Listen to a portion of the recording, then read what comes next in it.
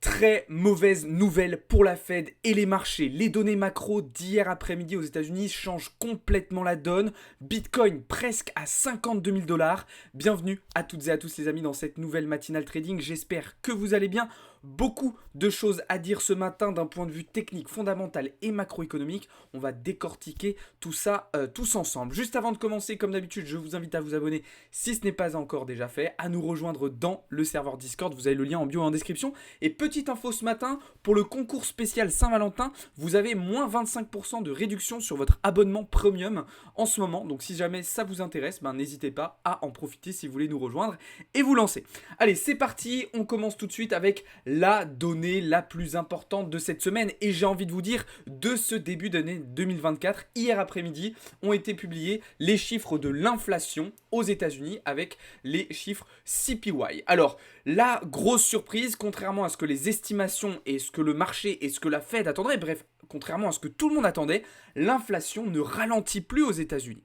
J'ai envie de vous dire, comme dirait Cédric Doumbé, je vous avais prévenu, je vous l'avais dit, les marchés étaient trop optimistes, trop ambitieux, et là c'est en train de se rééquilibrer, tout est en train de rentrer dans l'ordre, et les marchés sont en train de se rendre compte qu'ils se sont trompés. Effectivement, l'inflation ne ralentit plus sur le CPI rate, on reste bloqué au-dessus des 3%, alors que le marché attendait une baisse justement sous les 3%, et si on prend l'IPC Core, même chose, on reste bloqué aux alentours des 4%. Donc le problème, c'est qu'on reste encore très éloigné des objectifs de la Fed, mais en plus de ça, on ne se dirige plus vers les objectifs de la Fed. Et les différentes prises de parole des différents membres du FOMC ces derniers jours soulignent parfaitement cela, c'est-à-dire qu'ils n'ont pas suffisamment de signaux qui leur permettent d'envisager un retour à 2%. Pour le moment, il y a plutôt des signaux de reprise d'inflation. Et d'ailleurs, le marché l'a tout de suite compris, puisque le pivot de la Fed, qui était de base attendu pour le mois de mars, puis pour le mois de mai, est décalé désormais au mois de juin. Et encore, c'est vraiment le minimum. Pour moi, on n'aura probablement pas un pivot de la Fed avant le mois de septembre, si on continue comme ça. Ok ? Alors évidemment, ces chiffres ont eu des répercussions immédiatement sur le marché. Le cours du dollar s'est envolé immédiatement, comme vous le voyez ici avec cette grosse bougie en 4 heures. Le marché obligataire, même chose, puisque le taux à 10 ans est venu exploser la barre des 4,3%. On a eu aussi une augmentation du stress sur le marché, puisque le VIX nous a fait une impulsion haussière assez impressionnante.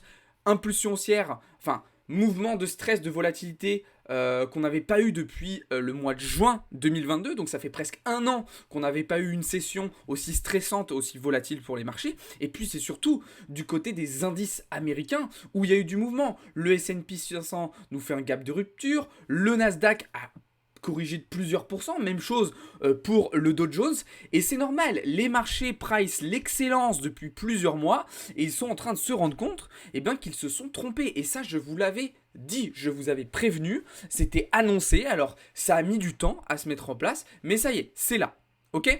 Alors, hâte de voir les prochaines prises de parole de la Fed et du FOMC. Là, le prochain FOMC est dans à peu près un mois, donc on a le temps de voir venir. On va avoir d'autres données macroéconomiques d'ici là qui vont venir confirmer ce rebond de l'inflation ou au contraire venir rassurer un petit peu les marchés. Mais c'est vrai que voilà, on observe quand même depuis plusieurs semaines, notamment dans le secteur tertiaire aux États-Unis, une inflation qui ne ralentit pas, voire même qui reprend. D'accord ? Et puis en plus de ça, des données autour du marché de l'emploi qui sont pas forcément rassurantes, on l'a vu dernièrement, avec un chômage qui baisse et un salaire horaire moyen qui repart à la hausse. D'accord ? Donc voilà un petit peu ce que je pouvais vous dire du côté des marchés financiers traditionnels. Aujourd'hui, on a une journée qui est beaucoup plus centrée sur l'économie européenne, puisque ce matin, on a eu les chiffres de l'inflation au Royaume-Uni, donc qui se maintient à 4%, contrairement à ce que les estimations attendaient, un léger rebond. Il n'y en a pas, donc ça c'est plutôt pas mal. Et puis on a eu, il y a une quinzaine de minutes maintenant, les chiffres de la croissance en Europe, donc qui restent totalement nul, pas de surprise là-dessus. Là où c'est plutôt pas mal, c'est du côté de la production industrielle sur le mois de décembre, qui est totalement reparti à la hausse, contrairement à ce qu'attendaient les estimations. On repart à la hausse, donc ça c'est plutôt une bonne nouvelle. C'est des chiffres qu'on avait pu identifier aussi du côté allemand. Qu'on n'avait pas pu identifier justement du côté allemand, excusez-moi, où on avait vu la production industrielle diminuer. Donc ça montre que le petit point positif là-dessus, c'est que voilà, l'Union Européenne a des ressources. Même si l'Allemagne, qui est le pays un petit peu moteur de la région, est en difficulté, ben, il y a des ressources dans d'autres pays qui permettent de maintenir un certain niveau d'activité économique, même si ça reste trop insuffisant. On le voit sur le PIB du T4, qui est totalement nul. Ok ? Cet après-midi, pas de catalyseur particulier du côté américain, hormis la publication des stocks de pétrole brut, comme tous les mercredis à 16h30. Donc voilà un petit peu ce que je pouvais vous dire du côté des marchés financiers traditionnels.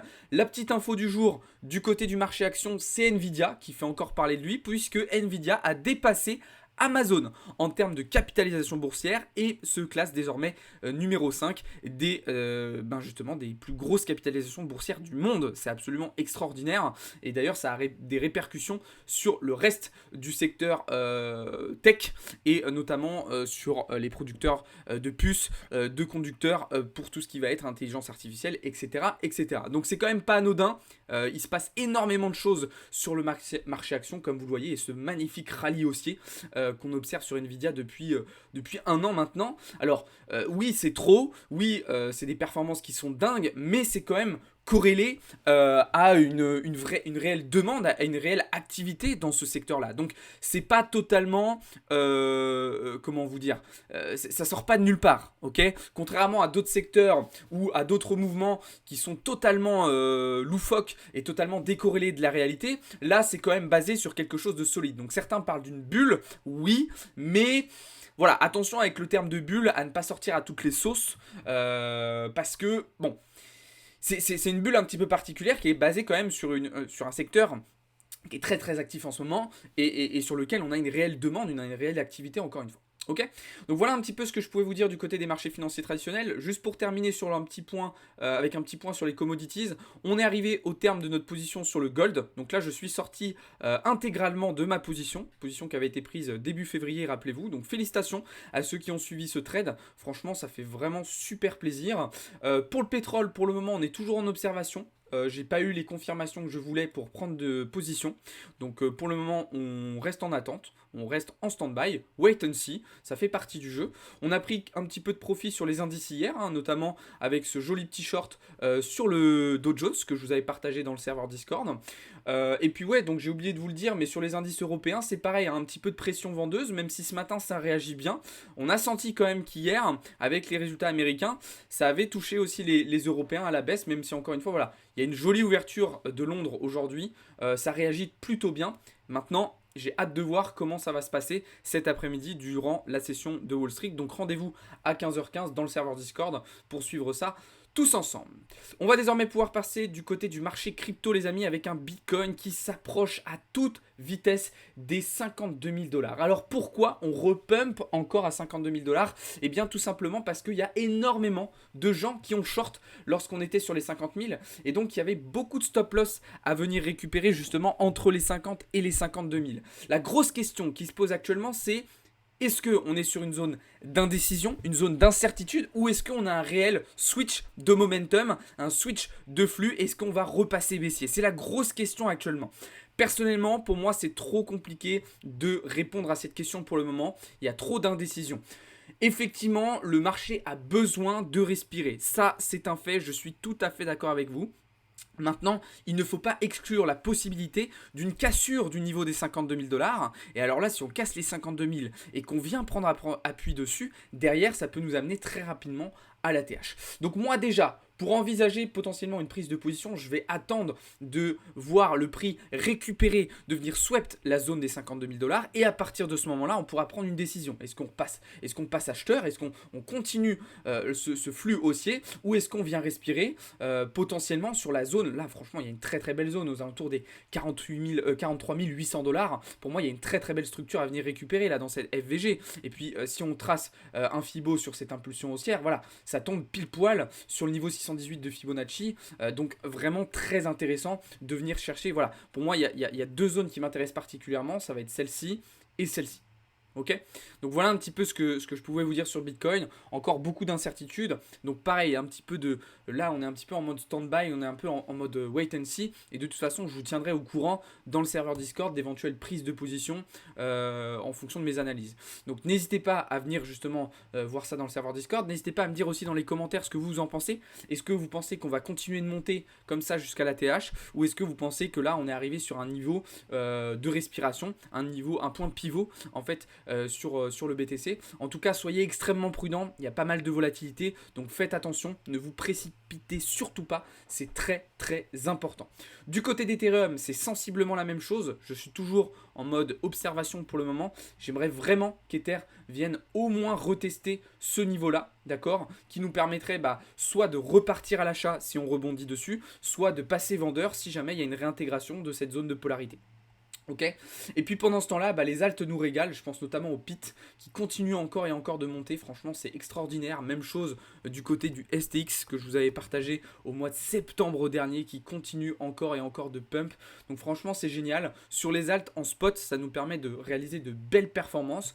Mais pour le moment, pas de position à plus court terme avec effet de levier sur le marché crypto. J'ai pris un petit long hier sur INJ, un petit long sur le DOT. Je vous ai partagé ma perf tout à l'heure dans le Discord. Mais globalement, sur le marché crypto, on est beaucoup plus prudent au vu de la situation actuelle.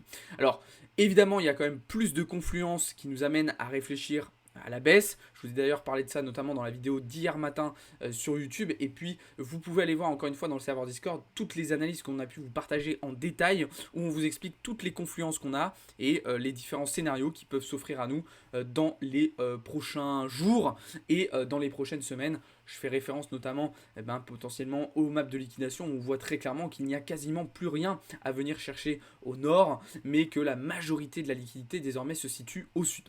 Ok, évidemment, il n'y a pas que ces données-là à prendre en compte, mais ça en fait partie. Encore une fois, si vous voulez approfondir un petit peu ce sujet-là et rentrer dans le détail, venez voir ça dans le serveur Discord. C'est très très très très important. Ok, donc voilà les amis, j'espère que cette petite vidéo vous a plu. Comme je vous le disais, on se retrouve cet après-midi à 15h15 pour la session trading du jour. Et puis ce soir à 18h avec Théo pour le live news.